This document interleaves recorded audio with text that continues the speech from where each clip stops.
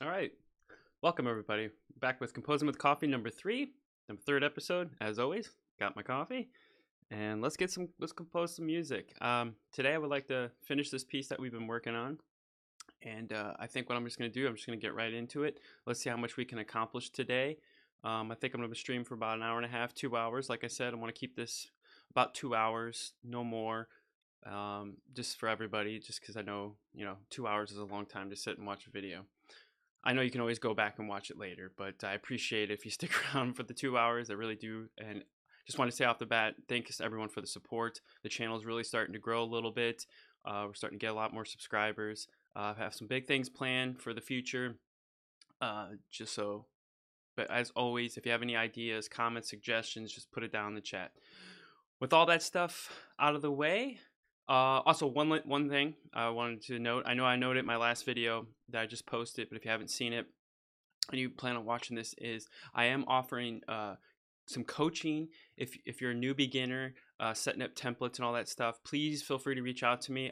We can set up a time to chat and price point and all that. If you need some assistance and guidance with setting up your template, I'd love to help. Love to help you out, because I know when I was there setting up my first templates, I had no clue. So love to offer that to you. So just head on over to my website, toddkedwards.com, and it should be under coaching. You could read all about it, and there's a contact form to reach out. So anyway, all that off, let's get into composing. All right, well, let's listen to the track again and see where we're at and where we're going to go.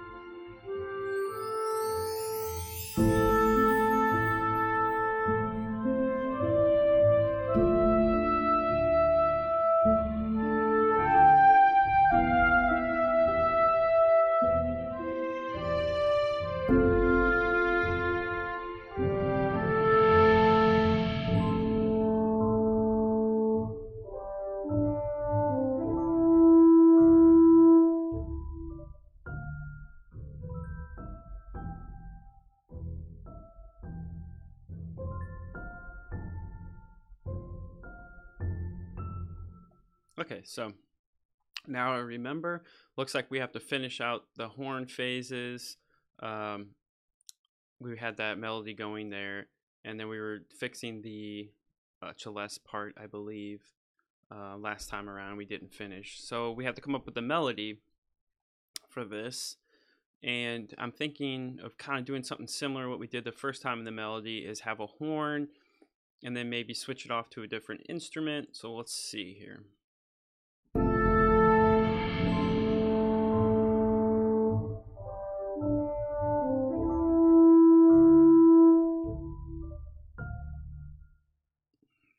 Let's get into that horn.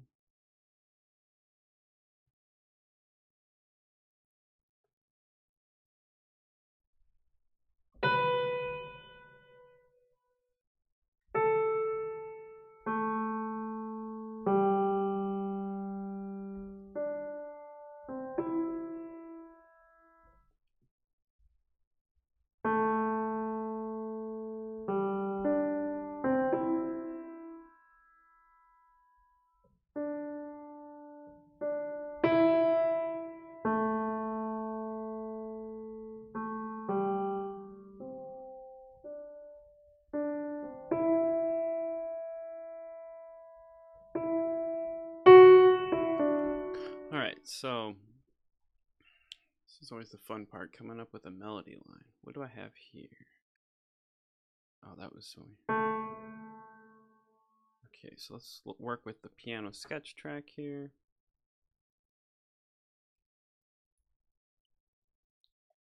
Let's just solo that.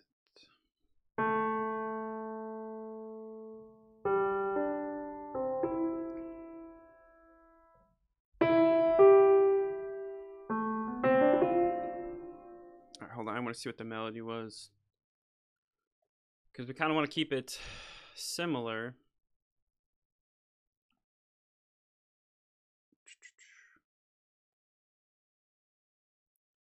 But we want to change it up just a bit. Okay, so we got, so I did change it up.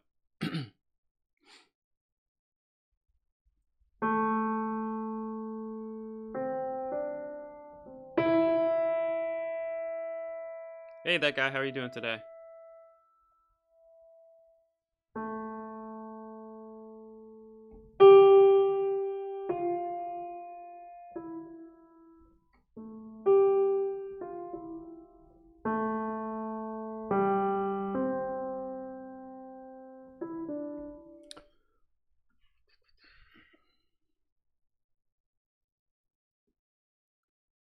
So we got,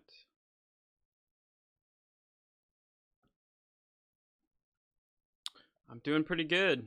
Just I'm actually not in the mood to compose today. So we'll see.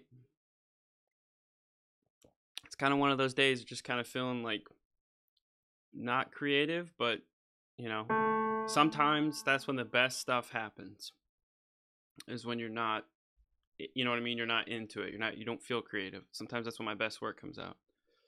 Oh, you didn't get much sleep? Yeah, that's been me the last few nights myself. I actually slept pretty good, but when you have children, you don't really sleep late anymore, so they get you up. But yeah, I feel you on that.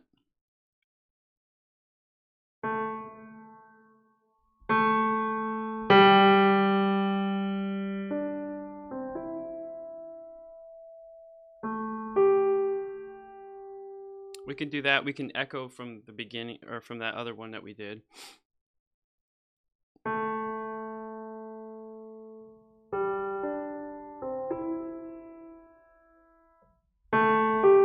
We'll keep that because it's similar. We recognize it, but then we're going to change it. We're not going to go and do the, we're not going to do that. We're going to do something else.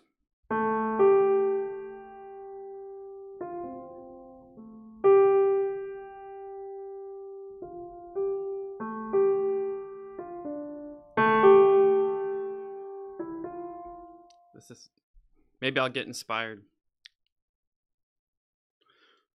If I'm not in the mood, how about I try to compose something new? Yeah, we could do that. But I really want to finish this piece. It's because it's just been like talking in my ear, like, okay, we got to go back to it. We got to go back to it. This piece is actually inspiring me a lot. But yeah, maybe if we don't get very far with this, maybe we will try something new. I mean, I kind of want to. That's the thing. I'm kind of debating with this series of composing. Is like, should we do a new piece every episode, or should we just continue and complete a piece, then move on, or just play it by ear? Like, if something's not working, we'll move on to something else. I'm still trying to narrow that down, and I want to see what everybody thinks about that. You know, because I don't want to do, you know, like 7 episodes on one piece. You know, maybe in the future, I have to write this down. Is maybe what we'll do is we'll open up the stream and we'll start actually composing. I'll take suggestions out of the chat of styles and stuff. We can always do that, which I'm very comfortable and not comfortable with, because like I'm still trying to grow as a composer myself. So let me write that in my notes. I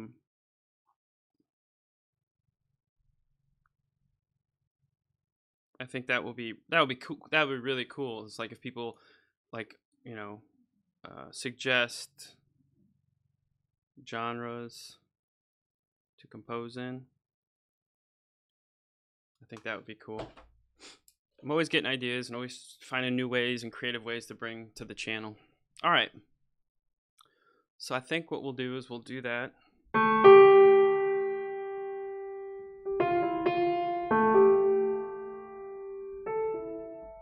So it's like one note, man. You change one note out of a melody, completely throws the feel and the atmosphere. It's crazy. crazy how that works. All right, let me put this down real quick.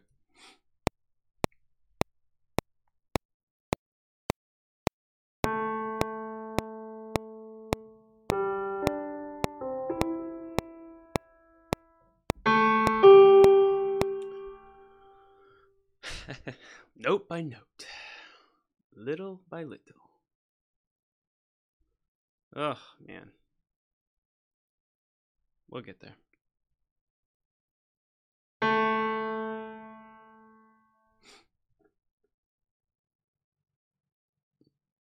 But yeah, I just didn't want to, like, you know, after a while, everybody gets bored of the same, you know, freaking, oh, he's doing that song again. You know, let's do something new. So we'll see. Oh, actually, I did do it that way. Let's see how that sounds.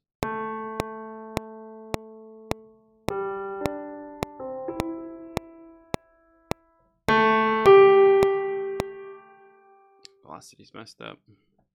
This is just the sketch track. This is kind of getting the idea out.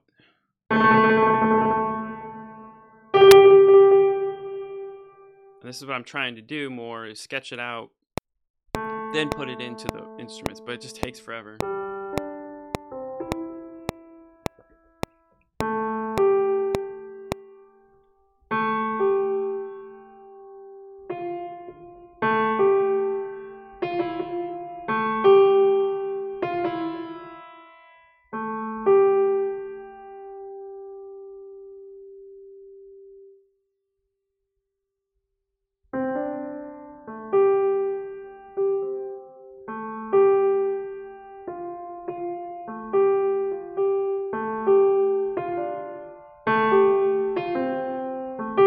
It just wants to go there. So we'll just do that, finish out that phrase. That's how we'll keep it the same. We changed one note. Let's just copy this.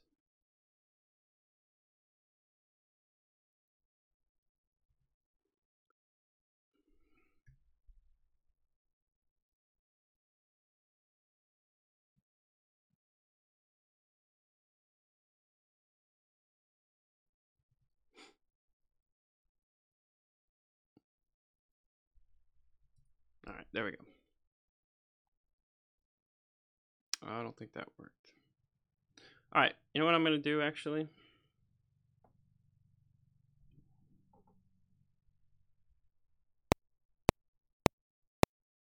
There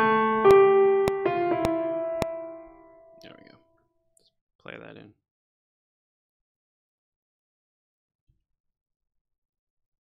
Doesn't have to be perfect.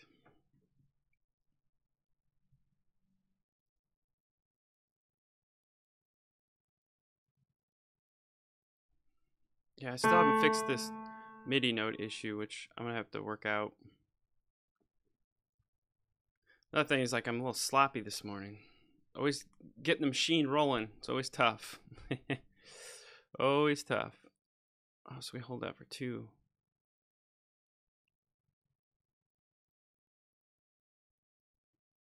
That one goes there. I should have just copied it, but I don't know what I'm doing.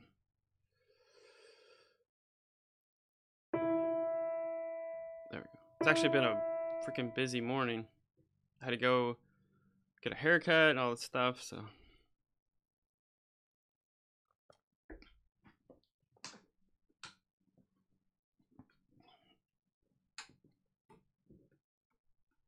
All right. That sounds good.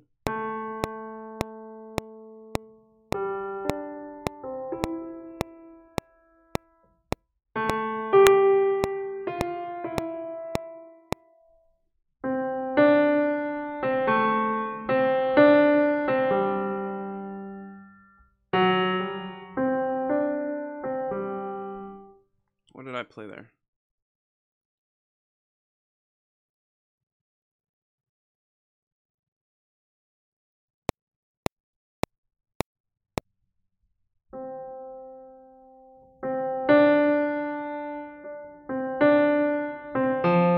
We went to the F, so maybe we'll go to the G. Or to, yeah.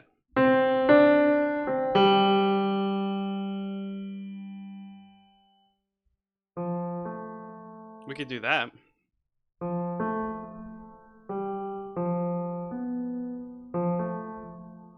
All right, let's try that.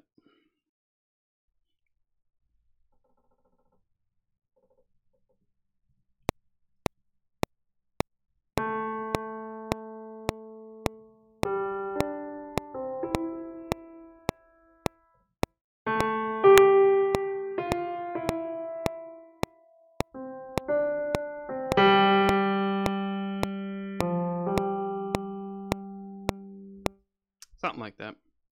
Kind of like to end the phrase, because I think after this part here, we're gonna move to the B section.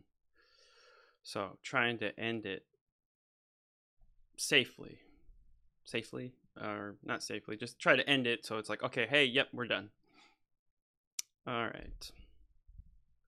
I think we got that good. Anyway, it's going in the horn. Probably should. Let's just play it and see. All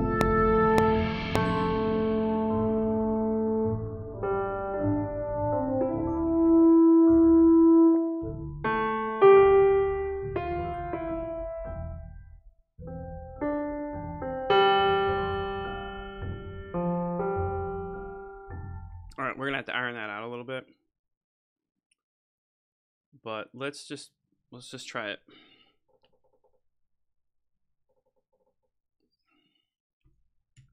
Okay, so.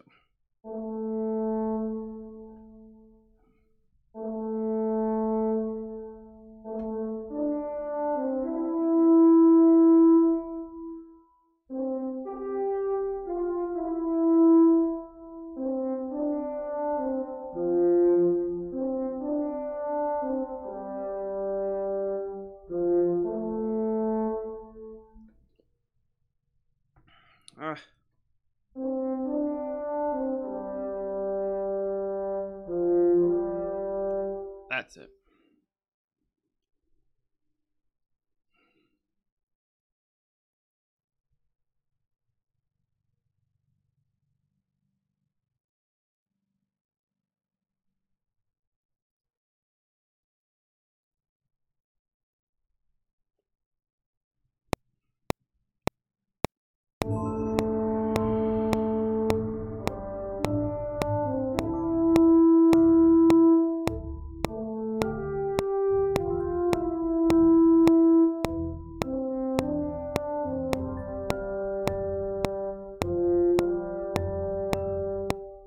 Something like that. We gotta finesse it a little bit. I think that's gonna be okay. I don't know. It feels like I killed the mood.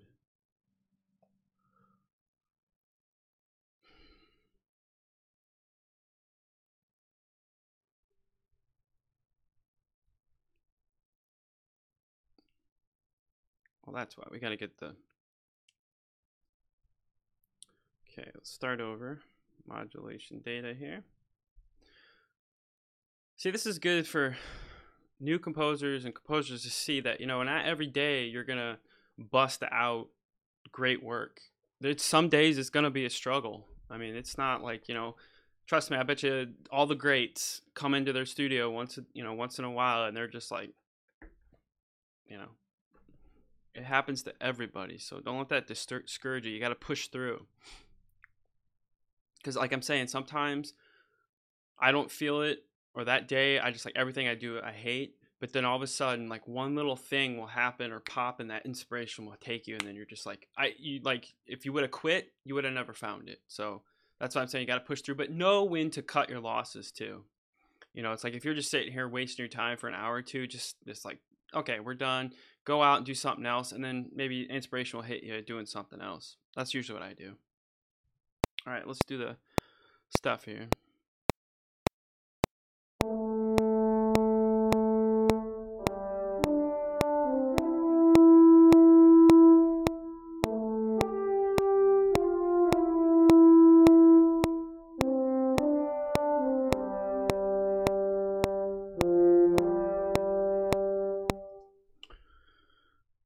Needs to be finessed a little bit. I think. We'll see. Honestly, we're listening to solo, so that doesn't help much.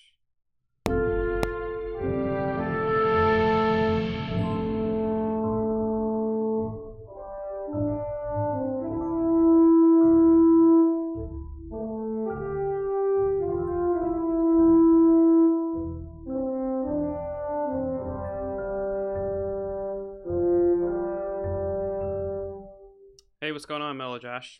I think that's right? Mel Joshua Thinks. There we go. The L and the J in your name, like from far away here, it looked really weird. I didn't know if it was an I or an L. How are you doing? we're pushing through today. The inspiration and all that, today's not a good composing day, or I just don't feel it, but we're gonna push through.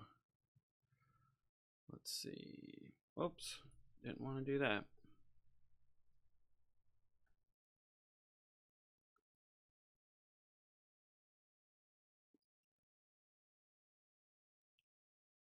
Can you hear it total? Yeah, we can play it from the beginning.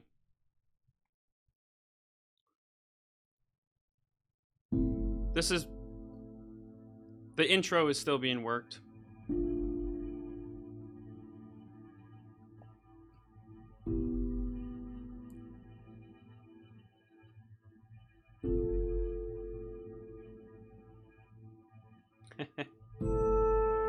Shubis.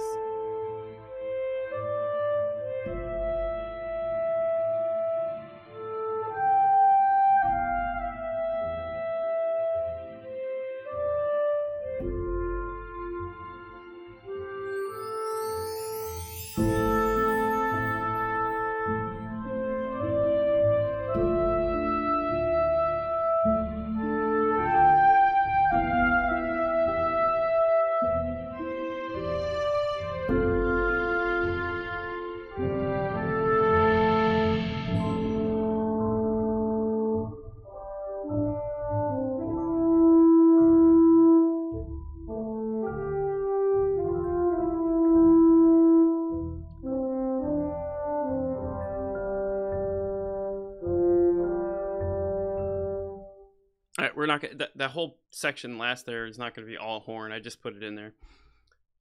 Shuba says, I compose with staff, paper, and pencil. Coffee makes me too jittery. Yeah, I'm old school, he says. No, that's good. I wish I could compose on pen and paper. That's always been my dream. Even, I'm just a rock guitar player that tries to be this, but, I'm learning. And I just have to hit, learning. I mean, I can read music a little bit. I can't sight read very well. What genre is this? I don't know. I don't care about genres. I just compose. Like, sounds cool. Well, thank you. That's a thing too. Composers, I think we get all locked up into like, well, what genre is it? What am I trying? Dude, just play it, man. Make your own genre. Trying to fit. Like, we as humans like to try to fit ourselves in these categories. It's like, I think music, when you do that with music, it like stifles your creativity. It's like, I gotta be locked into this box. And some people like that. Me, I don't care. I've gotten over that. I just compose what I hear and what I feel. If people dig it, great. If people don't, whatever. At least I know I did it, because there's somebody out there that's wants to do it and they don't. So I don't get, this is decaf. Yeah, I'm the same way. Like, if I have regular coffee, I mean, this has caffeine in it. Even though it's decaf, it still has caffeine, but it's less. But yeah, if I drank a venti like this from Starbucks, non-decaf, I'd be like, yeah, I'd be jittery too. So I'd just do the decaf. It seems to work for me. Yeah, genres can seem to lock you into a typecast mold. Avoiding such traps is best. Yeah, that's my philosophy. I mean, now that I've been doing this for so long, like, sometimes, you worry about that. Like, if you get pinned or pegged as a certain type of sound or an artist, and then you start doing other stuff, your sound or your fan base might get freaked out a little bit. But if they respect you as an artist, they'll appreciate it and they'll understand, like, hey, they're just trying to experiment. They're trying to branch out and grow as a musician, composer. So, yeah, I tend not to get too hung up on genres and stuff. Because think about that. If you pigeonhole yourself to like that, then you always have to sound like that, and you're never going to grow, and you're never going to try new things. If I just compose epic music all the time, well, that's all I can do. I mean, you might be making your own genre. You might create a new thing. More people might want to dig and get into. So, but anyway, it's a good point. I mean, all good points.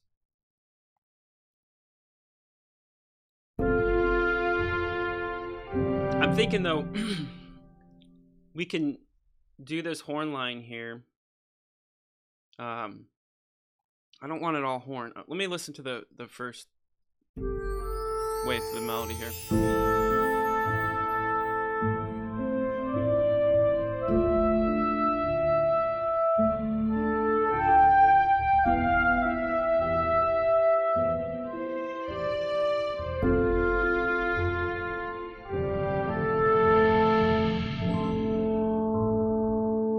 So I was thinking about waiting to do a melody here and do like a four bar. Any tips on making your samples sound more realistic? From Lee. Yeah, if I had the $1 million question or answer, I could give it to you, but I could give you some tips. A lot of it's in the mod wheel. A lot of it's in the mod wheel, and the tip, or I guess I could say, is play it in instead of writing the MIDI notes in, I guess, to actually get the feel. It's a very complicated topic about samples, because like now sample libraries like these, the most of the modern sample libraries they sound so good. You know what I mean? Like the sound is amazing. Everybody gets hung up on the sound, and then they forget about the actual feel and play of the music. You know what I'm saying? Like, because if I go pick up that guitar, you know what I mean, and I just plug it straight into an amplifier and I just start playing, if I know how to play and play the instrument well, my intonation and all that stuff, it's going to sound good. I mean, you can give, the greatest guitar player, Eddie Van Halen, all these guys, a freaking $400 guitar, it's going to sound like Eddie Van Halen. So I try not to, it's a philosophy thing that I'm trying to say here.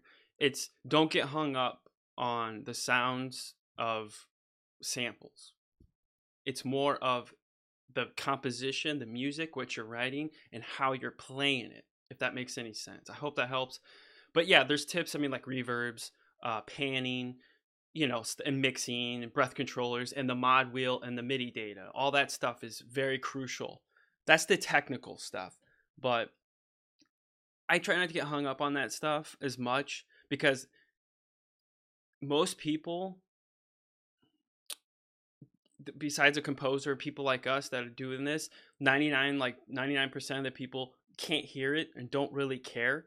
You know what I mean? They're so used to hearing fake orchestras at this point that if the music's not good, you see what I'm saying? Because like you could go back and listen to like a 1950s recording or a 1930s recording. It sounds horrible. It's very scratchy and I could barely hear it. It's in mono, but nobody cares because the music is grabbing them. So it's just a philosophy thing. I'm saying I'm trying not to create controversy or it doesn't matter. But yeah, your mod wheel is very important.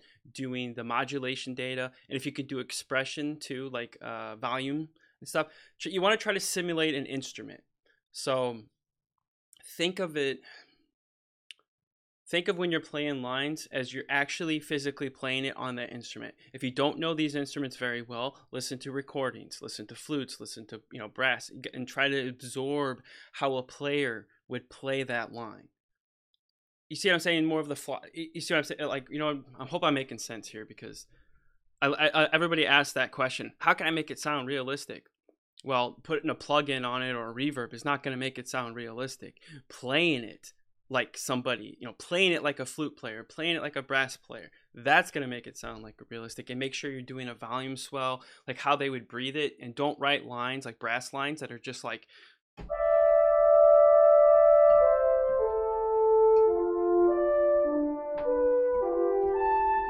okay, they got to breathe. You see what I'm saying? So make sure you're putting in those breathing parts, especially like for flutes and stuff like that. Think about if you're writing a line and, try to simulate yourself playing the horn, going, how long can I keep my breath for? If it's a professional, they can probably do a little bit better. So use that as your judgment. But I think if you do that, you're about 50 to 75% already there, sounding realistic. It's just, we can put EQs and all that stuff on there, the mixing, which is crucial too. But I think the essence of music sounding real is it's got to feel real and it's got to sound real, because you're playing it in like a real. You're trying to think like the person that would play the line. Does that make any sense? I hope so. I'm sorry, Lee. I don't want to go on a tangent here. I got a comment here. It says, even though I'm a pencil paper guy, I couldn't write rock music if I had to. I'm more of a chamber music guy. Bernard Herrmann, cool. And that's the thing. It's how we're brought up musically.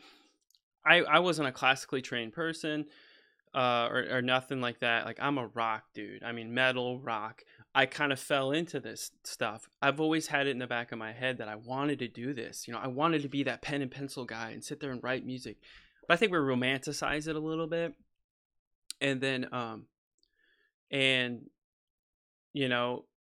did go to college for a little bit and took music theory, and I didn't do very well. But you got to remember, I was a rock guy, guitar player.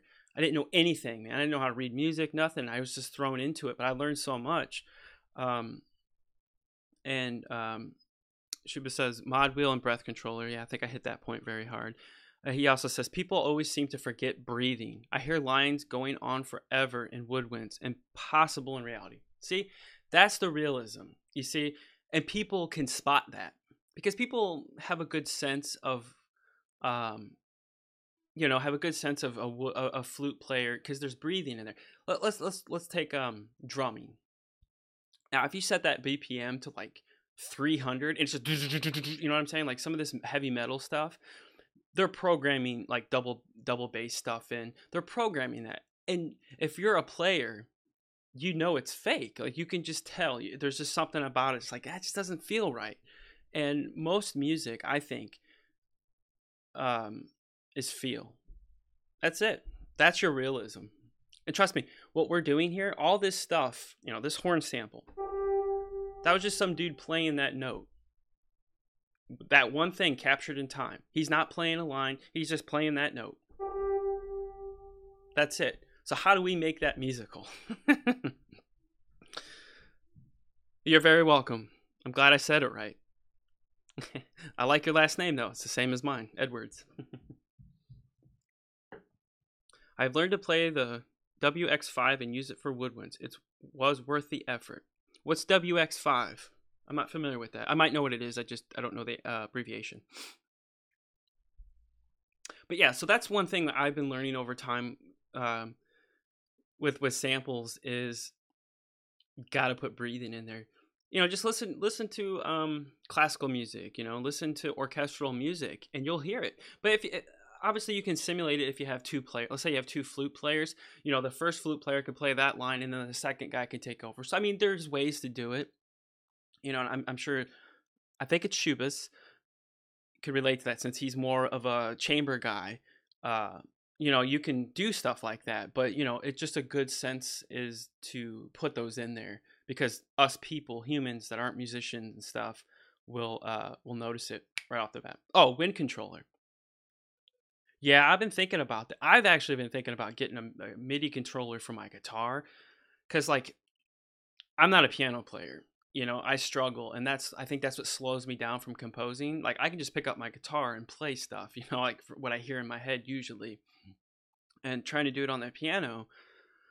Because, like, I think I said this in my last year, I'm a more tactile person because I play guitar.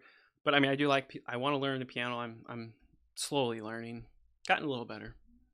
But all right, let's try to get back this. Trust me, I don't mind your guys' questions. They're perfect because it helps me too. And I love helping people. So keep them coming.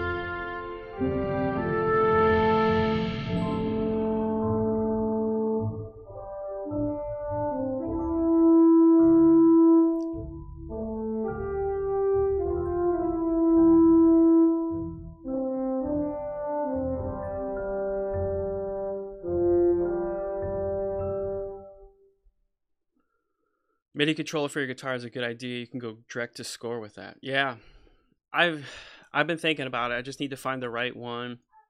I think it would speed up my workflow so much better and everything.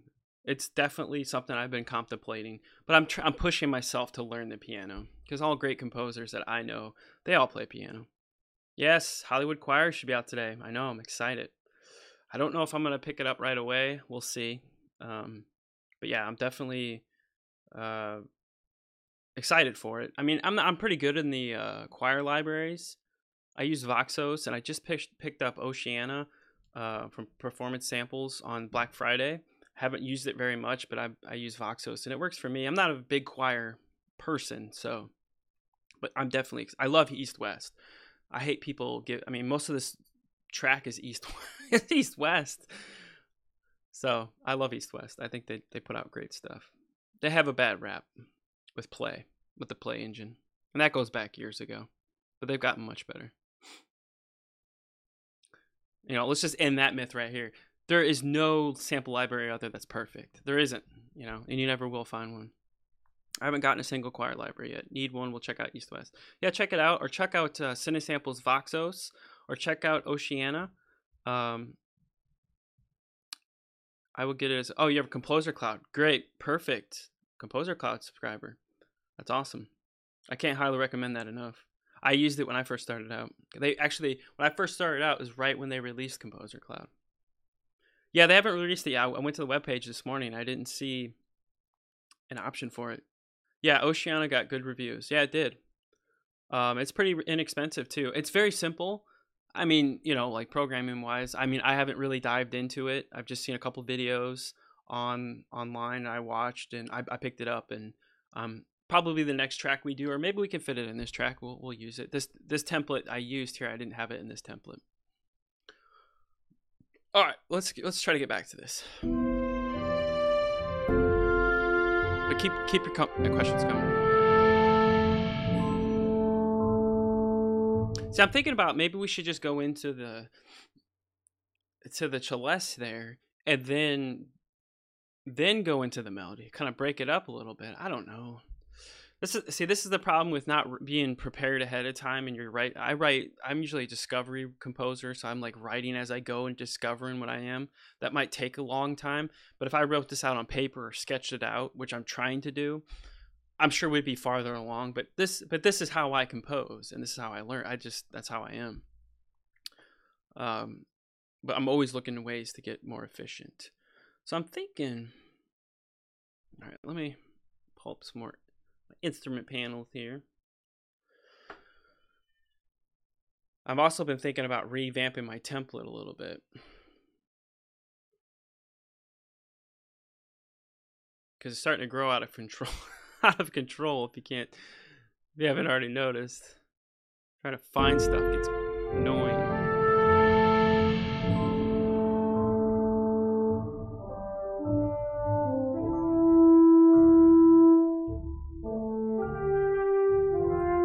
Ooh, we're getting something.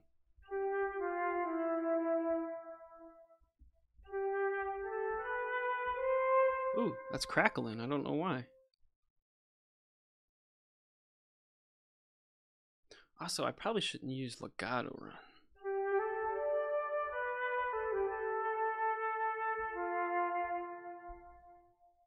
Things out of control here. Need second computer. Yeah. No, I don't run through Vienna right now. I used to. I have 100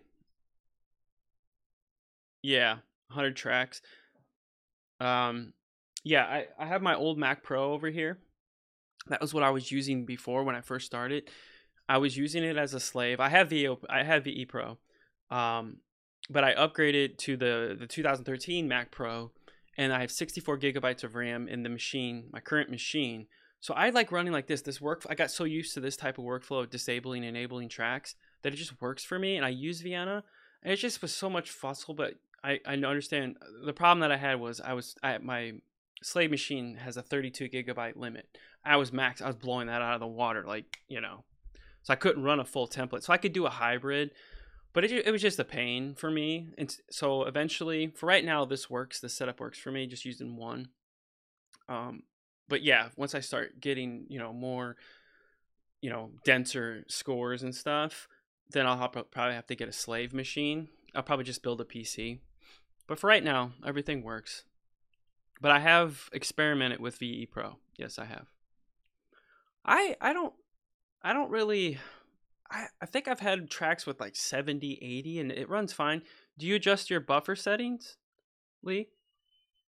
Maybe try your buffer settings. See, that's the thing. when you're composing, you can set it kind of low, but when you start mixing and playing your track, you might have to bump your buffer setting up. I think right now mine's set at, I mean, we're live streaming too. I don't know am I dropping any frames or how's the stream? Let's see. I think mine's set, I'm at 256 right now, but we're not really playing. We're not doing much. Oh, cool. You have a Mac Pro 2013, 128 gigs. Use VE Pro for everything. Yeah, I have it. I mean, I do have it. So I have a copy and I bought it because that was my intention. When I bought my new Mac Pro, I was going to use the old Mac Pro as a slave machine, but I tried it and it just wasn't working out. I mean, I guess I could put like, little, like maybe part of my template on there, but I need a dedicated machine. I need a machine with like Shivas has 128 gigs. That's what I want. But yeah, my current Mac Pro has 64. It runs fine. And I don't write like very dense stuff, so. But why is this?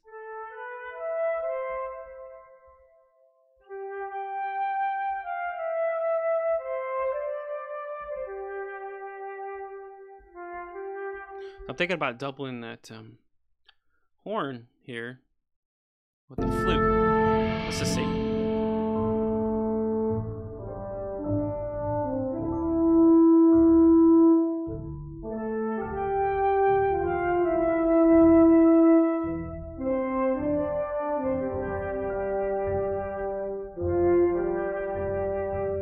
That's kind of cool.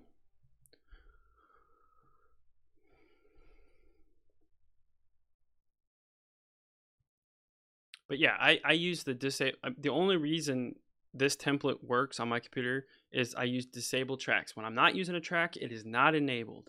So I'm only using these tracks here, which is I'm using about 52 tracks. That's not 52. No, it says 52, but it can't be 52. Well, I have I have my sketch tracks too. And yeah, there's some other tracks here that I have enabled that don't have MIDI on it, like this English horn. Let's turn that off. Like this one. So there we go. That's why I have.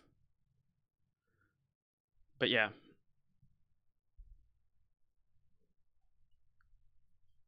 Yeah, I'm doing exactly that, but through VE Pro, everything's disabled until I need it. It's the only way it works. Yeah.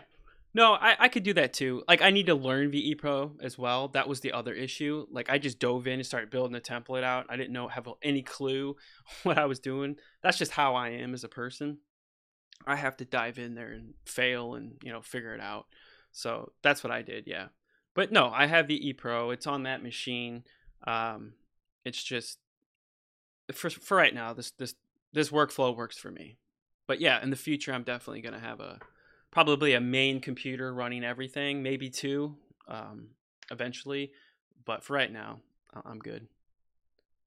I have a friend in London who has 12,000 tracks all active, but he has some insane computer power. See, I don't know. I going back to what we talked about, earlier, I just have a philosophy like less is more. And when you start getting all these freaking, I mean, you got to think of like sample libraries are like guitar pedals. That's how I like to think about it. So they're just tools. And not every sample library is going to fit with your track. Because we tried, I remember on the stream before, we tried, I think we tried, what did we try? We tried some sample. Cinesamples. I think the Celeste. Yeah, that was it. The Celeste and Cinesamples. Yeah, right there. And it just was not working. And then we fired up the East West version from Hollywood Orchestra. Fit perfectly. So I mean, I understand having multiple libraries and having all this stuff, but after a while, you got to look at it like, are you really utilizing all these freaking libraries? And I just stopped getting caught up in that. I buy the things I need for what I'm missing. And if I have a project and it's like, okay, I need that for this project, I'll go buy it. But I try to use with what I have. And that goes back to the thing about making it sound realistic. You could buy every freaking sample library. It's not going to sound realistic. Once you get over that, like that whole philosophy, it's like, this isn't a real orchestra, people. This is digital. But there's ways to make it sound real. it will never sound like a real orchestra. Never. I don't care how good the sampling gets, how anything, because it's not a real person playing that instrument. Yeah, they recorded the one note, but they didn't put the feel and the expressiveness. That's where you have to come in and capture that with your mod wheel and the way you play it, stuff like that. So, all right, off the soapbox for today. But I say this with sincerity, because I know when I first started out, I got caught up in that too. And as beginning composers and people are just getting into this, that's who I'm trying to market to, and that's not market to, but that's who I'm trying to go after, because I was there once. And I'm still learning, and I don't consider myself great or perfect or know everything. I don't. But I've learned a lot of stuff, and I just want to make sure the new people starting out don't get hung up in that, man, and waste thousands and thousands of dollars on all these libraries thinking, chase it because this is going to make me sound real. And no, it's not. Learn the libraries you have and learn them well. Okay, let's get back to this.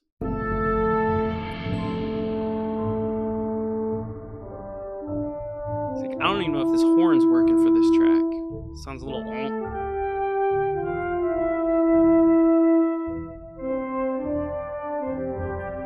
All right, what we're going to do, I like that. I like that horn with the flute. What do you guys think?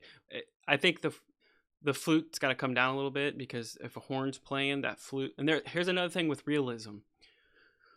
You got to understand the orchestral instruments. You can't have a freaking horn, blowing forte or, mezzo forte, and then a flute playing, and the flute's overpowering a horn, because in real life that doesn't work. And I'm sure Shubis can explain that in the chat. So that's another technique to learn to make it sound realistic, because think about it. If you have a timpani going, dun, dun, dun, these drums, like the epic drums, you're not going to hear a flute over drums going dun, dun, dun, dun, dun, dun, you know what I mean? So that's another part of realism. So it's not just about the sample library. It's about knowing your instruments too, which I'm still learning. All right. So we're going to take out that flute part at the end, and I think we're going to use either a string instrument, I think. Oh, what did it do that for? I didn't want to do that. So I have a 4K monitor, and like I have the resolution kind of low so I can fit all my tracks and see things, but sometimes it's from back here it's hard to see things.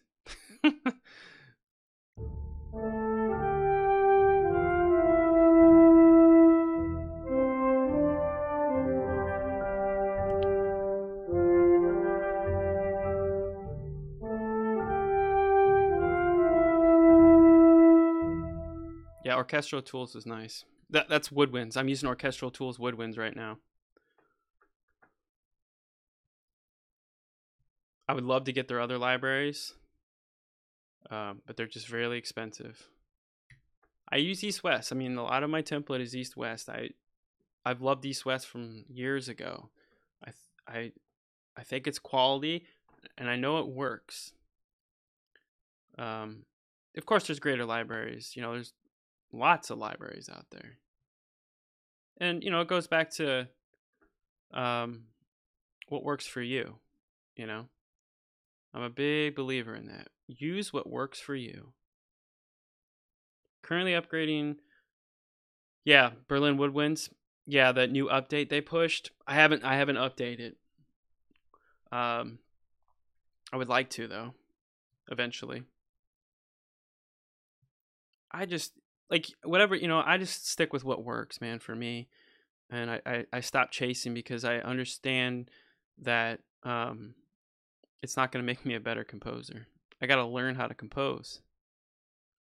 That's no diss to you. It's no diss to anybody. I'm just saying. That's just me. That's just my philosophy. If I learn to compose better, it will sound better.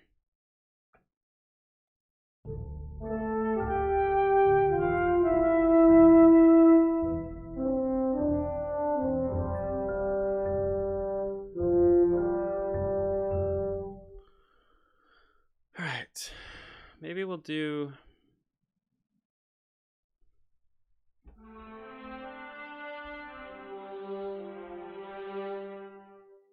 At this point, I'm just throwing spaghetti at the wall. I really don't know what I'm doing.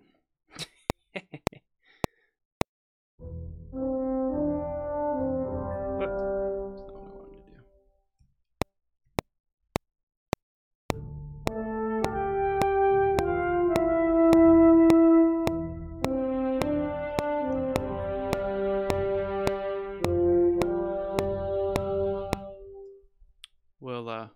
We'll fix that.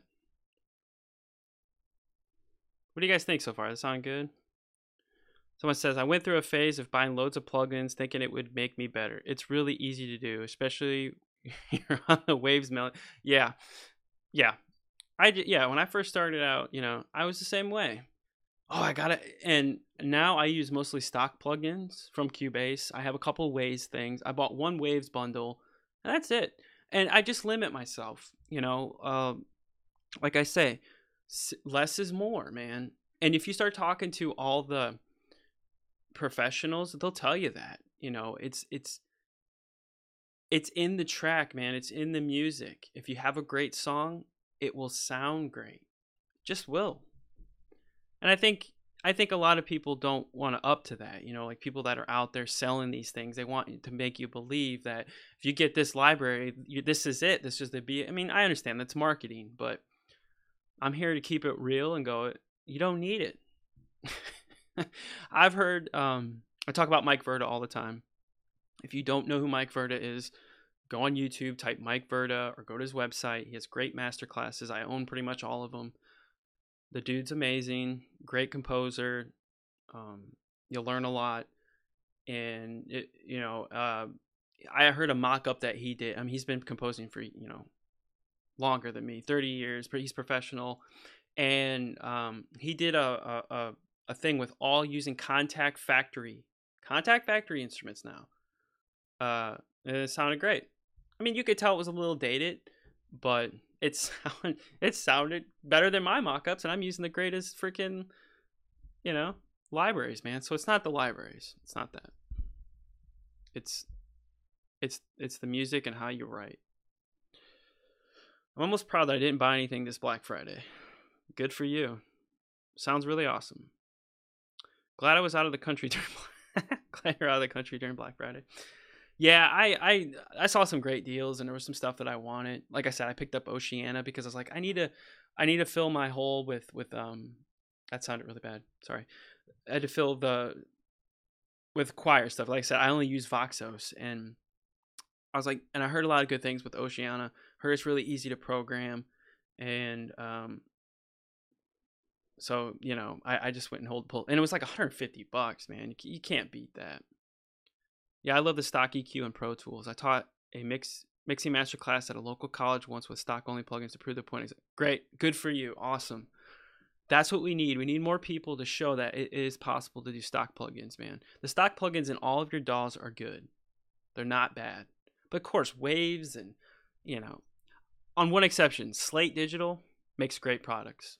I'm just going to say that right now. I have, I have his, a couple things on my master bus, which I'm still learning. Oh, that's a Waves one, L1 right here. I have this one on there. And then my favorite is that one right there, Virtual Tape. That's always on. I always put it on everything. And he makes great stuff. If you're going to get any bundles, go buy the Slate bundle. You're fine. He's got EQs, compressors. Just go to Slate and get those. I'm not endorsed. That's not an ad or nothing. That's just me personally telling you they're great. I don't think you're safe anywhere. PayPal's always with you. Yeah, that's true. That is true. PayPal, yeah, it's so easy to buy stuff, isn't it? I put it as they are premium plugins. You pay for them when you bought the software. They have top programs making these things. They're not bad because you didn't pay extra. Perfect. Yeah. Any and all DAWs, all the plugins that are in there are they're more than capable.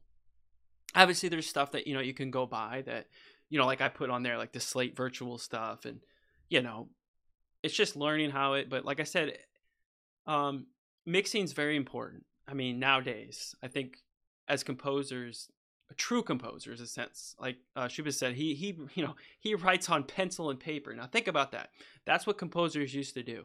You write it. You sit at the piano or whatever, write out the score, make sure it's all fine, and then you would hand it over to a copyist or whatever, and then they would take it if you're going to conduct or a conductor, and then a bunch of musicians that know their instruments, and they'd play your music. That was it. You know, we didn't have to sit here at a freaking computer and put in plugins and mixing. They did it for you.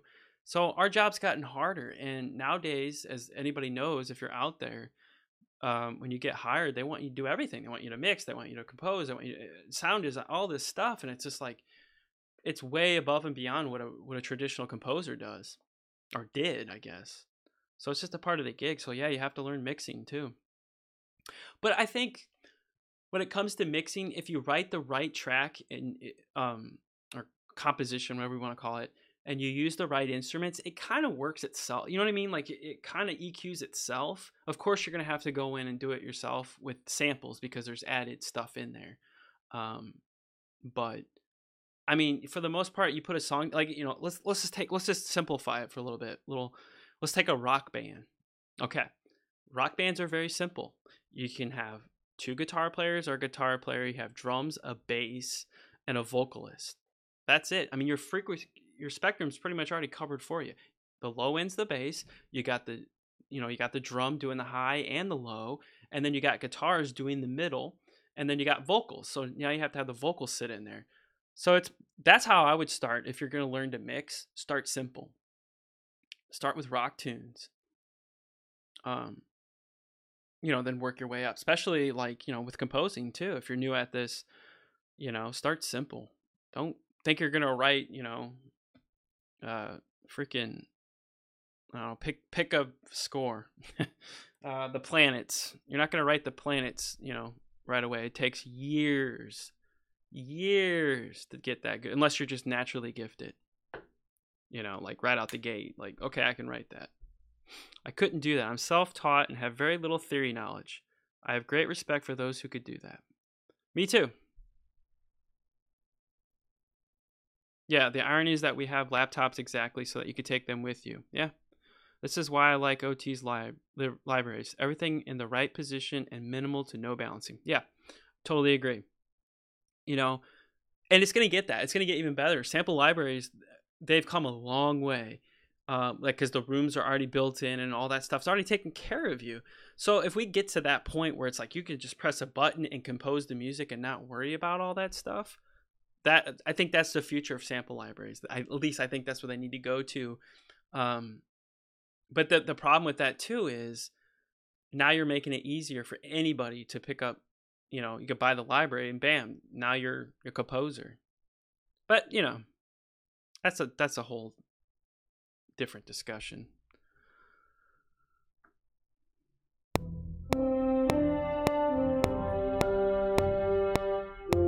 Something sounds really weird and funky.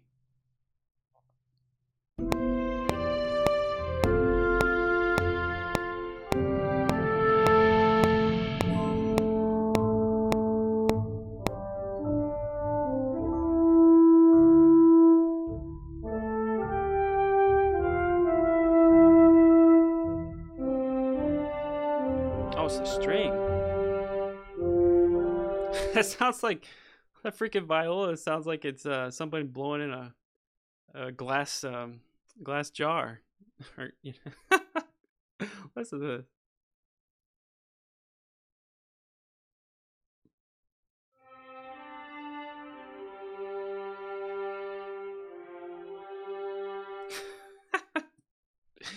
Oh man, that's hilarious. All right, that needs some finessing. So let's try to make that sound real. Here we go. Let's see. Now let's put my money where my mouth is, right? Also, another little trick is when you're doing MIDI notes like this. Oops, did the wrong one. Is sometimes you don't want them exactly synced up to each other. You'll want them kind of one start, you know what I mean? Because like if you think about a real orchestra, that's how it is. All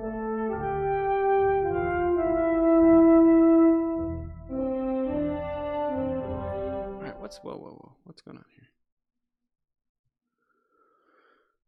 You know, a real orchestra, the players aren't playing exactly in time. Maybe someone's like 3 milliseconds behind the other guy. And that, you know, that gives some realism too. But, you know, I mean, a lot of people get hung up on that click thing. And that's the thing, I get hung up on that too. It's like, it's got to fit 8 bars. It's got to be this. It's got to be that. And I'm trying to steer away from that. Just, you know, just try to, that's why the piano sketch track is crucial. And that's why I'm trying to utilize it more. Yeah, see, we're off a little bit. Well, let's play it.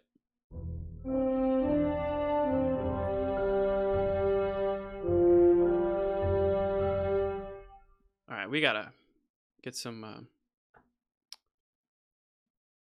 That string is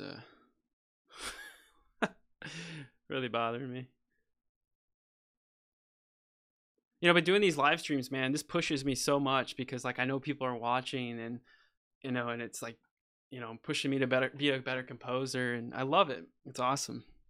We live in great times.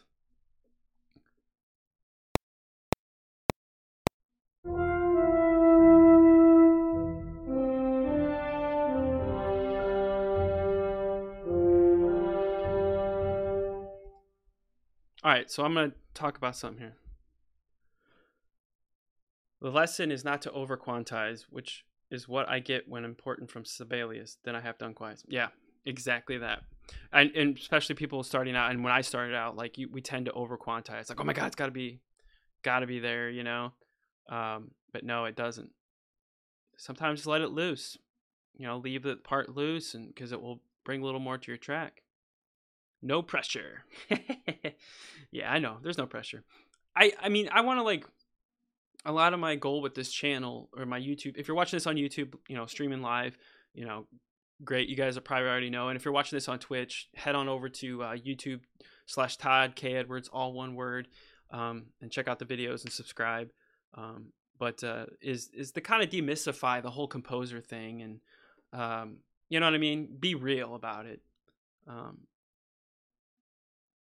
You know, just be real with people. Like, I'm a real person. I am, you know, I am not a Hollywood guy in anything, man. I'm a real guy, just like everybody else, trying to make my mark in the world, and, you know, trying to grow. And I have no intentions of glory or being Hollywood, you know. No. I would just, like, be happy if I could make a living doing this, because I don't make a living doing this yet. I have a few projects out there, but you know, it's on my goal. But I like to help people, you know, and I hope I'm helping everybody out there that's watching with my videos. I think I am. I've gotten some good feedback. Forgive me if Cubase has it too. I'm not. Oh, hold on, I didn't read their. Okay, I generally pull everything from Cubase to Logic when I'm done. Logic has a humanized function which amends the timing and velocity very slightly. Yeah. I used to use Logic. I like the humanized one. Yeah, there's something similar to Cubase. I think it's called. I don't know what it's called, but there's something very similar. I think it's randomize. I think. Let me see.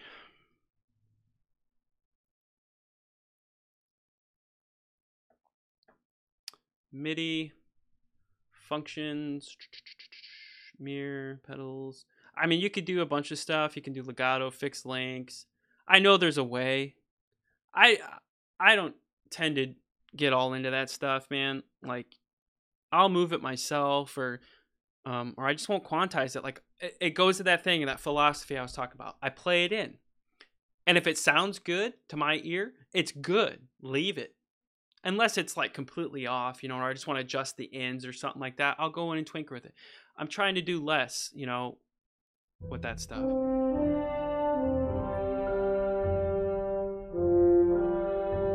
I still haven't found all the bells and whistles in Cubase. Yeah, Cubase is very deep. I'm still learning, and that's why I share my quick tips on Cubase stuff. The things I stumble upon, I've learned a lot. Like that right there, just showing you like my whole template, and then doing this. Learning about this key command changed my workflow. I mean, it just changed everything for me. It changed the game. And then respective MIDI record, doing that. changed everything for me. And I have videos on my YouTube channel about those. If you're not familiar with those, go ahead and check them out. But yeah, I mean, I love Cubase. I used to use Logic. I used Logic from I think 2009. So I was like Logic 9 user. What's the key command for the template thing? Go in here. I don't remember the name of it because it's a show all. Oh yeah, show all. I have a Metagrid. I use Metagrid right here on my iPad Mini. If you don't have Metagrid and you're on a Mac, get Metagrid. It will change your workflow. I have a video on that too. And here, let me. Yeah, so it's a channel track. I have videos on all this stuff on my channel. The stuff I'm talking about right now. But yeah, it's I have it programmed in Metagrid. It's show all MIDI data or show all tracks.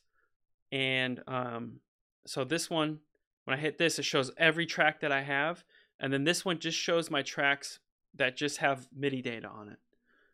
It's huge. It helped me so much. But yeah, I have videos on my YouTube channel, the quick tips. They're all there. All these things I'm talking about. That explain it. But that's essentially what it is. Just go to your key commands and look for those. I think Logic, I don't know if Logic has that. I'm sure it does. Logic's a great program, but the reason I switched, I'll give my little, I think I've explained this before, but for anybody that's new, I'll say it again. The reason I switched to Cubase is because I think it was like a year or two ago, like I didn't know where Apple was headed with their computers. You know, are they making a new Mac Pro? They say they are. We'll see. I'm a Mac guy. I love being a Mac guy. I've been a Mac guy for almost 10 years. I just like it. It works for me. And, you know, so I'm kind of future-proofing myself because what about if I have to get a PC? Cubase can works on Mac and PC. Logic only works on Mac. There you go. That's why I made the switch. And now in retrospect, looking back, it's like I look at DP, Digital Performer. I'm like, man, I should have went that way. And that's another thing we start to as composers. We DAW chase too. Well, if I get this DAW, I'll sound better. It's like, dude, no. It's just like sample libraries. Stick to the DAW you know and learn it inside and out. And then if you learn it and it can't do what you need, then go to that DAW that will do what you need.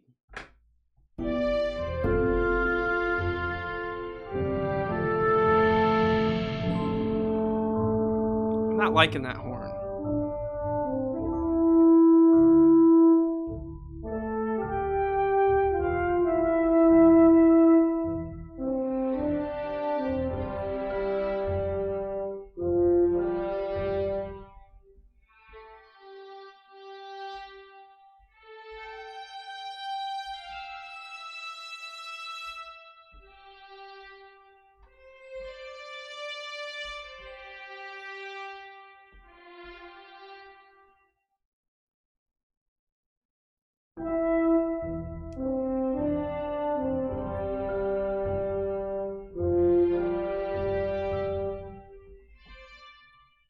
I'm just trying something here. I don't know if I'm going to keep this.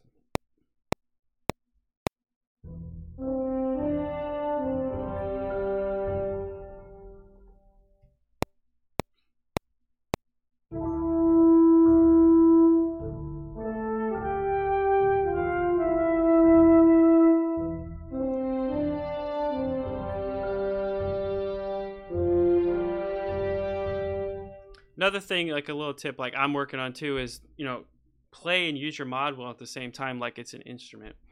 I tend to put the MIDI notes in first and then go back and do the MIDI data. It just works better for me. But I think to be ideal is to do it all at once, so then you're like the player and you're getting it all at once. Yeah, it's been my concern. The prices of Macs are also increasing rapidly. I don't know. Actually, I think, well, what Macs? Like the iMac or the Mac Pro? I think they've been about the same. I mean, laptops they've been going down, I think. Well, except that new Mac Pro. I think that one was a little more expensive. The one with the thing on the top, which I was like, okay. Cool. But I guess if I had it, maybe I mean, it might work. But I'm not a laptop guy. I mean, I have a Mac Pro or a MacBook Pro. Um, I use the MacBook Pro. My latest one was a lot more expensive than the one before. Is it they do last a long time. That's the only thing I'd say about Macs is like I told you, the Mac Pro over here that I have that I was using as a slave is a 2010. The thing is still working. Like I didn't have to really upgrade. I mean, it was working for me. I just upgraded myself because, I knew I was getting, more, I needed more computer power. But eventually I'll probably turn this Mac Pro, my 2013 Mac Pro, into the slave. Um, you know, and then just get a computer. But yeah, once I put SSD drives in there, I mean, that thing it still works. It's a great computer. I mean, that's the thing about Macs, you get your money's worth. It's just the memory. I'm locked at 32 because it's a quad core. Now I could swap out the process, I could swap that out and get a 6 core, 8 core for that. But then, you got to start thinking about it, dude, that machine's from 2010, so it's like, just bite the bullet and get a new machine. And then that machine should hopefully propel you for another 5 years. But, I know a lot of people are holding on to those cheese grater Macs because they're expandable. And the new Mac Pro is not as expandable. You can buy Thunderbolt stuff, but still. That's why I wanted to use it as a slave, is because it has 4 bays hard drives where I could put 4 SSDs in there. I mean, that's like you get a terabyte. That's 4 terabytes of data.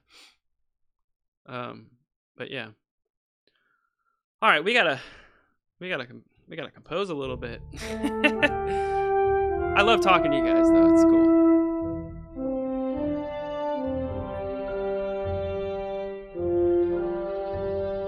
Yeah, the new one does look. That's the one I have, the trash can one. I like it, man. I know it. A lot of people don't like the look, but it saves so much space. It doesn't, like, if you look at the old one, it takes up all this room, and this one's just like a little thing that sits on my desk, and I like it. So, I think it's cool.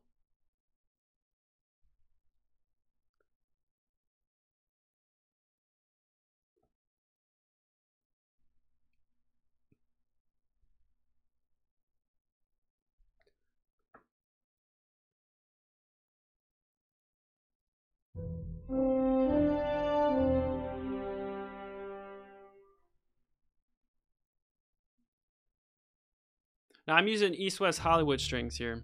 These strings might not work for this piece.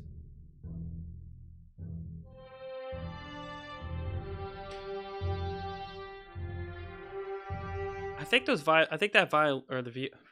viola, sorry, needs to come up an octave. I think that's what's right. See.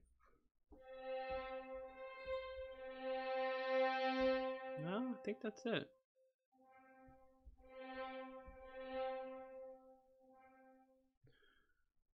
Oh, it just doesn't sound right for me. I mean, I'm even looking, like, if you start getting slave computers, like, you can look into an iMac, especially the iMac Pro, and because then your slave's doing all your stuff. It's doing all the processing power. So if you build like a PC slave, a very powerful slave, you don't really need a main DAW computer. You just need enough to get the work done. I mean, that's the theory of it.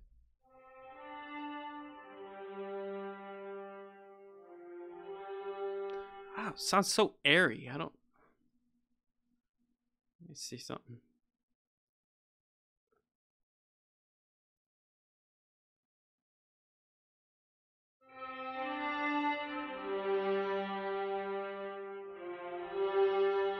That's what it was. The velocity was, or the modulation was too low.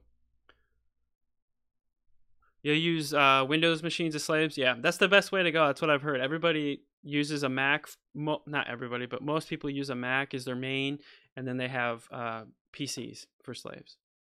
All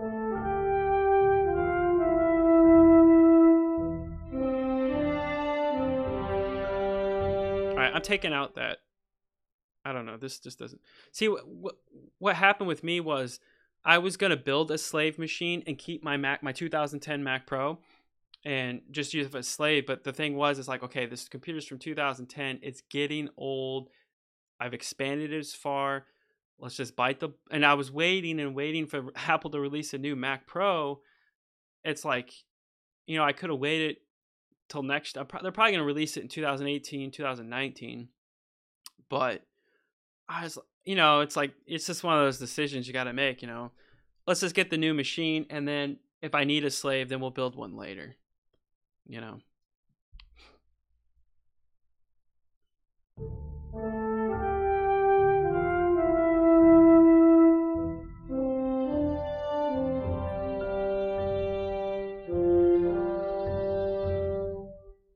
All right, we got to listen to this in full context here, so we're not losing perspective.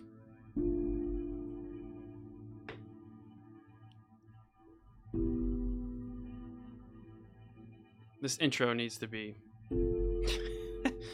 something.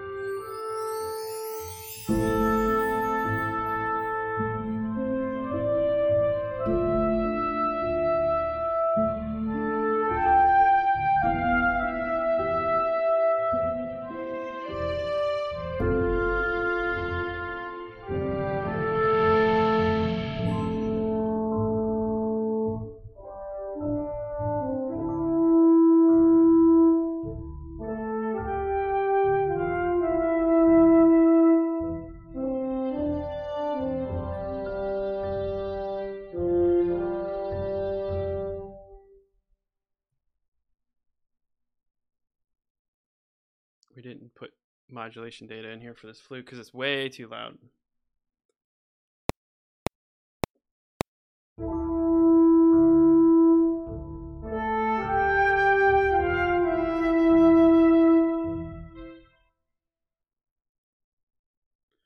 One little trick I've learned. Hold on, let me. With MIDI, is see what I did here to kind of like reset it. I always go about a bar or two ahead of the passage and put, start the MIDI data and then go into it. That's just a good rule of thumb. Because then, it will reset itself.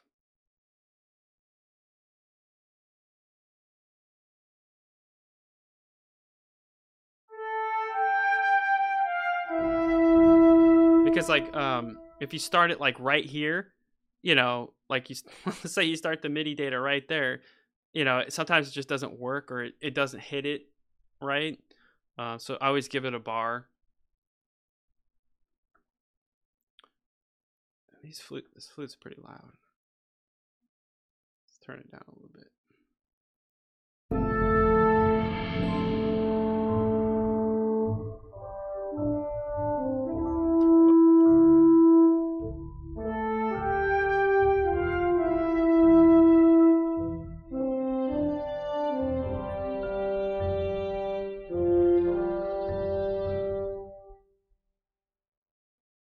Okay, I think we're good there. I think we should, of course, this needs to be finessed a little bit. I'm actually going to experiment with a server. You can easily stick 128 gigs of RAM in there, and they're really cheap in comparison, though VE Pro isn't officially supported. It's worth a try. Yeah, I mean, I don't know. Like I said, I'm not an expert with VE Pro. I'm still learning. Like I said, I bought it, experimenting with it, but I'm no one to really, I still got to learn it myself. I just think you need a big processor and a lot of memory, RAM. Like, maybe not quad core, probably 8, 12 core, so, because it's, it needs a lot of processing power. But I'm not sure how VE Pro handles all that stuff. But everybody in the business or everybody that's professional, they all use VE Pro. So, and it is one of those things. It's like once you get it all set up and it works, it just kind of like you can forget about it and just compose. Um, so there's that. This is really dry. Ever since the 9.5 update to Cubase, it keeps adding those in there. I always turn it off, but I don't know, for some reason it always comes back. So I need to figure out why it's doing that. Okay, we've been talking way too much. Now, where do we go from here? Another thing is, here we go again. Is what I'm trying to do is just get through the piece and then go back and rework it a little bit. You know, do all the bells and whistles. Just get through the piece. It might not sound its best, but let's just get it out and then we can go back, because you can always go back and finesse it later. You know what I mean?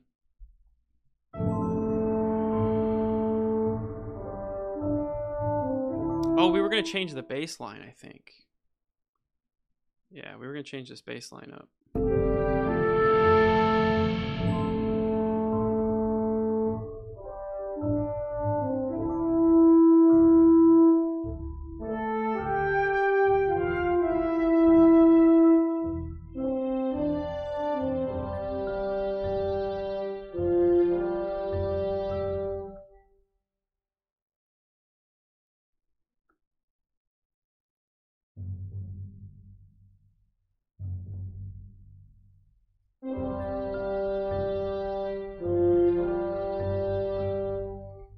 You need to go pick up the wife from work.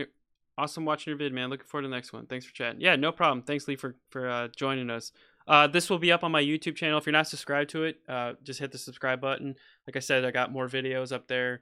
Everything I talk about, more for the future. And yeah, this will be on replay for you, so you can catch it. All that you miss. I'll probably stream for about another probably 40 minutes or 50 minutes or something.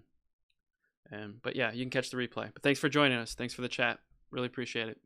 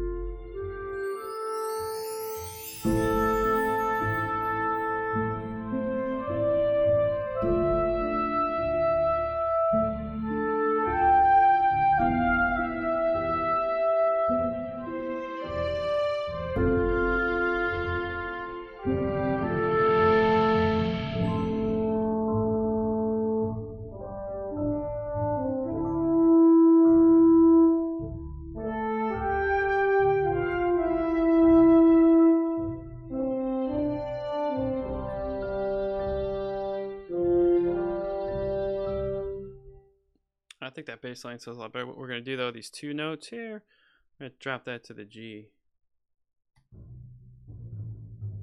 There we go. See how that works.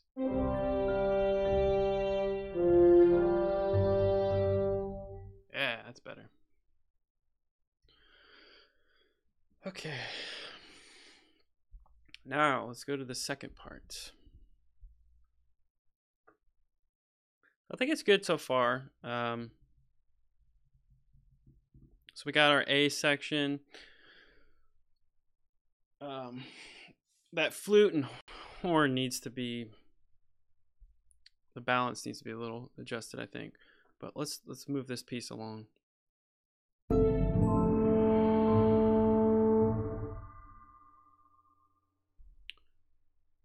right. So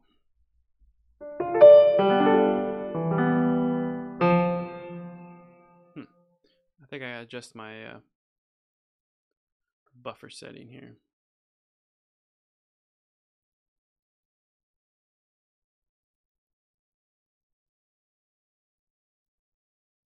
There we go.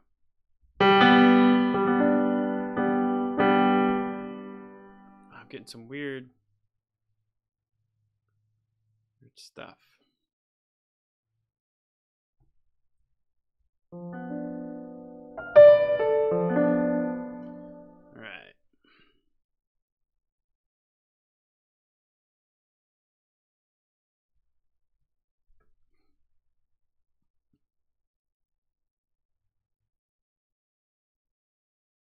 Actually,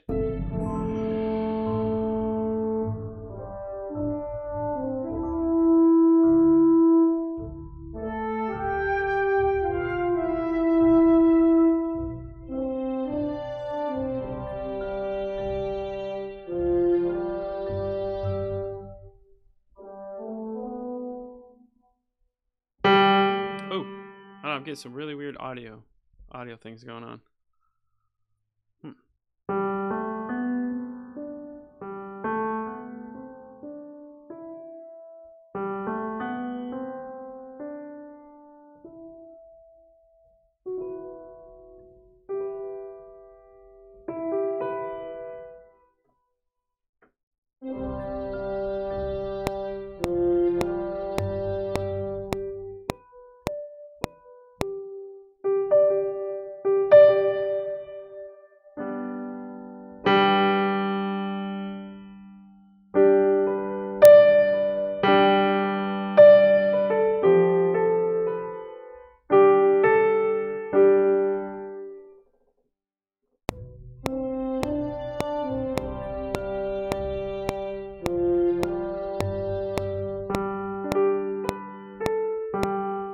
Oh, no, I forgot what I played. Jeez.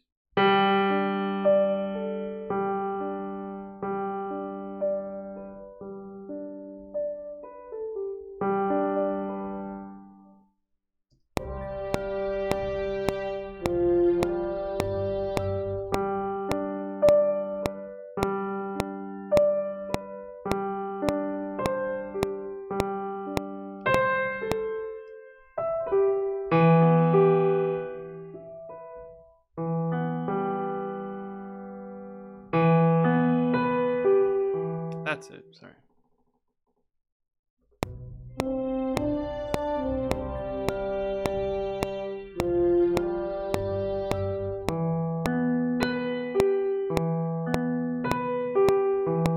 Something like that. We want to keep the chords when we go to the new section. We want to keep it similar to what we've already established. We don't want to veer off it too much, but we do want to make a difference to and indicate that we're going to a new section. It's a little tip too. For the listener, you don't want to jar them too much. I mean, what we could do the simple, go up 2 steps or, go down, modulate 2. I'm just going to go to the relative minor, which is E minor, I believe, from G, I think.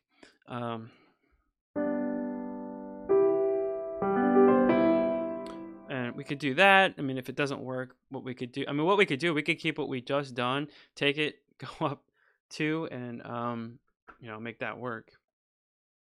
Are you guys on the stream getting audio issues? That's watching. I don't know, it's breaking up a lot. Hope I don't have to reboot, restart Cubase.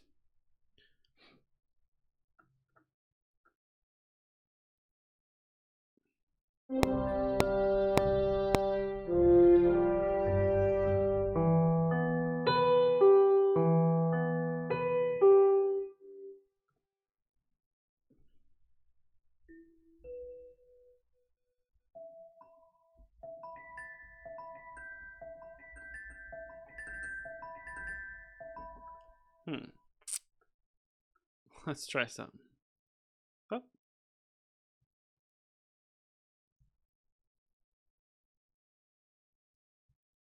I mean, here's what a lot of people do, or what we could do. I mean, there's nothing wrong with this. Is we could actually, that's not what I want.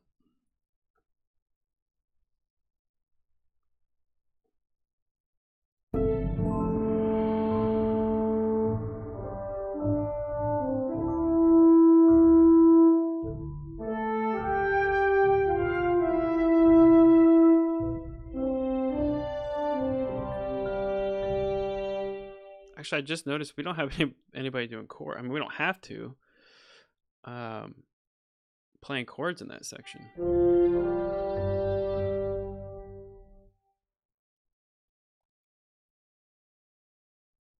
Actually, we do. We have this. Okay. So, what we could do this.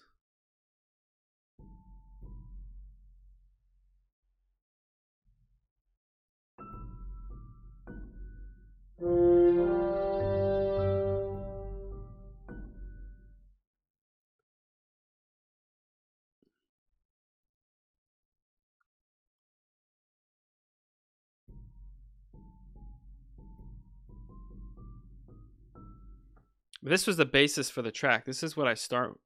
It's just this.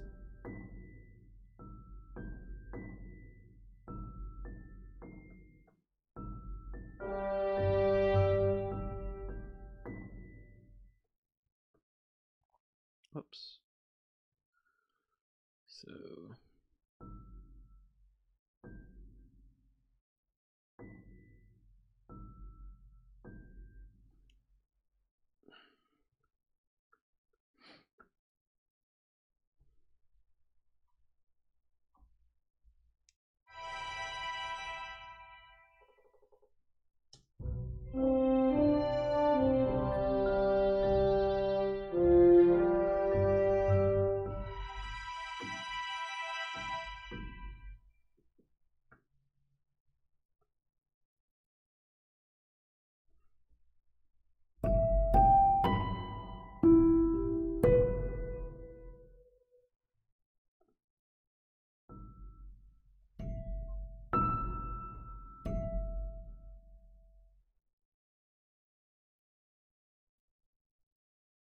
I think what I'm gonna do, I'm gonna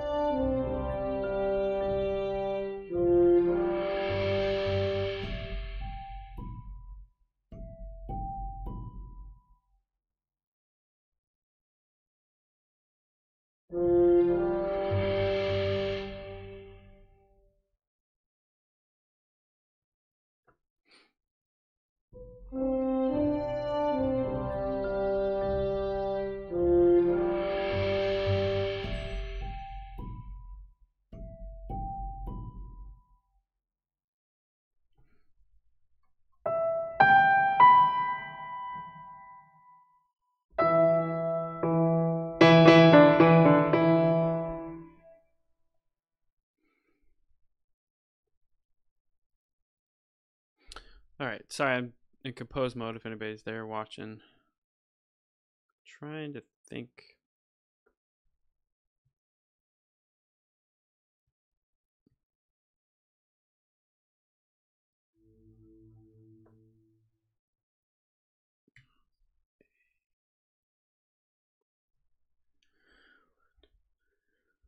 So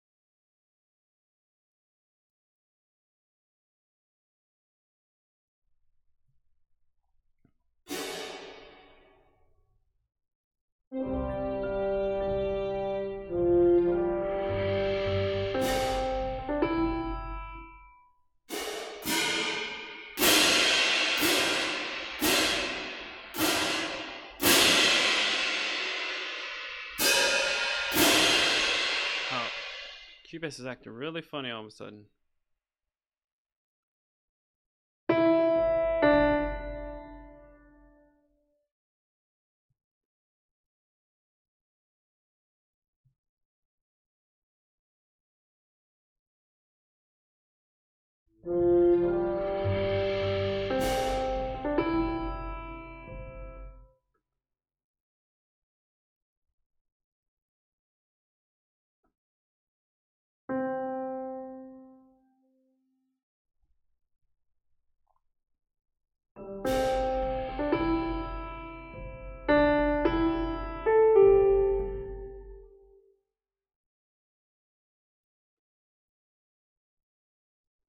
I don't know if that's going to be the melody, but we'll see. I mean, that's just something I'm sketching out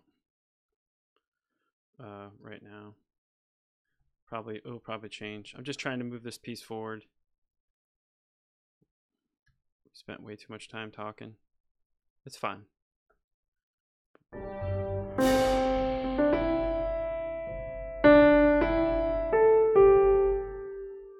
Sometimes I just have to put stuff down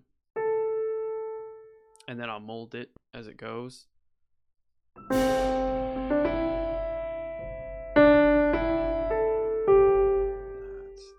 that.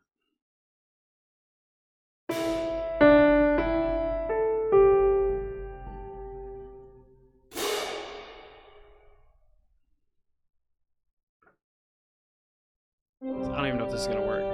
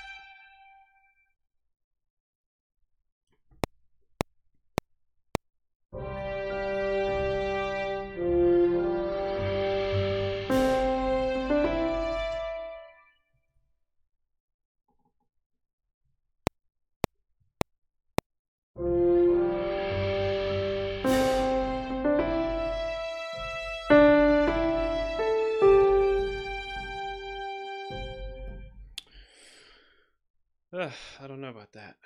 Let's see.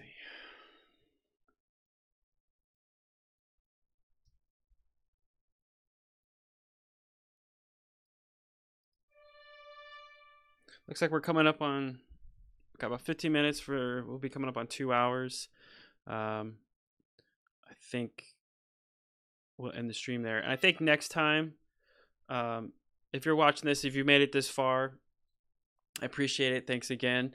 I think next time around when we do another Composing with Coffee, I think we'll start a new piece, I think. Let's let this one sit a little bit. Maybe I'll work on it outside, and then maybe we'll come back to this piece. But I think next time we should do something different, just to bring it up, because I don't want to have 10 episodes of just one piece. But this is kind of just a behind the scenes of what I do, and kind of get a look at like hopefully it helps you out in knowing that hey, us composers, we all struggle. Pieces sometimes they get going and then you hit the wall, but you have to persevere through it. Sometimes it's good just to go to another piece, and maybe you'll get an idea from that piece that you can use in this piece. So yeah, that would be good. That guy says that would be good. Yeah, I think that's what we're gonna do for the next episode. We're going to put this one away for a little bit. I might work on it a little bit outside so I'm not wasting people's time. And then we'll start a new piece. I think maybe what we'll do is next stream, or if you're watching this, put it in the comments what you would like to see me compose, what genre, and maybe we'll do that. But anyway, yeah, let's take the last about 10-15 minutes here, and we might end it here a little bit. I don't know. We'll see. I just want to try to get set up here.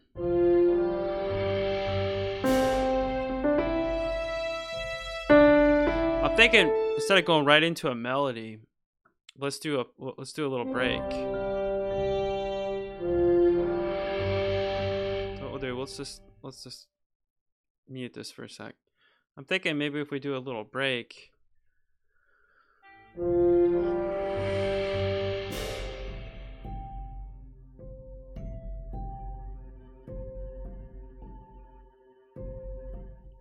Yeah, maybe we'll do some break or something here.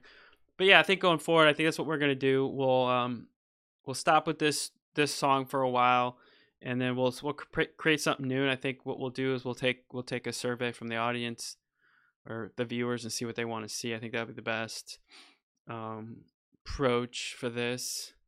Also, I have some ideas coming for the channel. I think I'm gonna make a video that I'm gonna put up, just like asking some ideas and then getting feedback from everybody, and then like leaving that video up for like a week. I think I might do that this week, just to get a feel for what everybody wants to see. But I have some ideas and some things I think are gonna be cool. But anyway, I think we'll end the stream today. It's been good. We've had a good discussion. Made some progress on the track. Like I said, I'm still trying to find my legs with composing with coffee, how we want to do it. It's like, it's not all, I mean, it's about the composing, it's about creating songs, but it's also the community thing here, and that back and forth and questions, and that's what I want. Composer talk is another live thing that I want to do as well. So me more Q&A, but I welcome them here. But anyway, appreciate everybody's support. Thank you. The channel is starting to grow a little bit. We're getting a lot more people coming in, which is awesome. Like I said, if you have any suggestions, anything you'd like to see, any videos, any topics, anything covered, just hit that down below in the comment section. That helps me out. Hit the like button. And if you're new and you're watching this for the first time, you've made it this far, thank you. Thanks for the support. Hit the subscribe button. And like I said at the top of the video, if you need any coaching or any help with your template, go to my website, takedwards.com, go to the coaching, and I offer that service.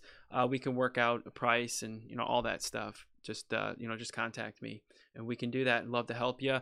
And, because I know getting a template up, because it's more about talking with you and what your needs are, and I can help you get what you need to get you there faster. That's the whole point, because I know I struggled getting my template together. It's still getting together. So anyway, I think we'll end the stream there. Thanks everybody for watching, and if you're live, I appreciate it. I hope this was a good stream. Hope you enjoyed it. Like I said, I'm always open for feedback. Put it in the comments, what you'd like to see, what you don't like. That really helps me out. But anyway, we'll end it there. Thanks again, and we'll see you on the next Composing with Coffee. Take care.